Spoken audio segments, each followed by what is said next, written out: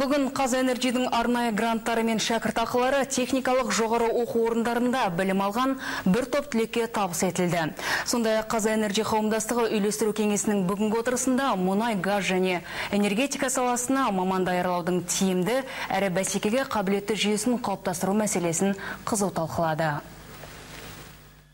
Үйлестіру кеңесі техникалық және кәсіби білімді жетілдіруге, осы салаға маман даярлайтын жоғары оқу орындарын басқарудың жаңа үлгілерін жасақтауға күш жұмсап келеді. Қауымдастық құрамына енетін бірқатар алпауыт кәсіпорында кәсіби біліктілікке баса мән берілуі заңдылық. Осы ретте Қазэнерджи қауымдастығы білім берудің арнайы бағдарламасын қолға алған. Самая главная задача это развитие. Кадр резервін жасақтаудың қаншалықты маңызды екенін жақсы білеміз. Шын мәнінде Қазақстан барлық сала бойынша алға жылжып келеді. Ауқымды кәсіпорындарда еңбек ету үшін адам оған дайын болу керек. Ол үшін әлбетте талапқа сай білім алу қажет. Қауымдастықтың бастамасымен арнайы бағдарлама бойынша білікті мамандар даярланып, дарынды жастарды бірлескен жобаларға тарту қарастырылып келеді.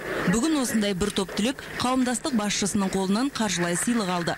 Ал жауапты азаматтар маман даярлау ісінің жаңаша бағытта дамып жатқанын айтады. Жұмыс беруші мен халықаралық бағдарлама орталығы және стипендиант арасында үш тарапты келісім шарт қол қойылады. Сол келісім шарттың шеңберінде жұмыс беруші өз-өзіне біздің бағдарлама арқылы кадр дайындайды болашақта. Яғни қайтып келгенде оның жұмыс орны дайын болып тұрады. Яғни осындай мақсатты бағдарламалары кадр даярлау моделіне көшіп отырмыз. Осы жобаның болашақтағы магистрлерге және студенттерге көптеген көмегі бар.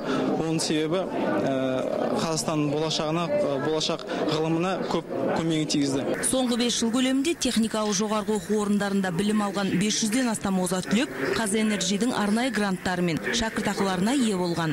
Базаркүл Алтыншева, Қайсар Тұрлыбеков, Астана телеарнасы.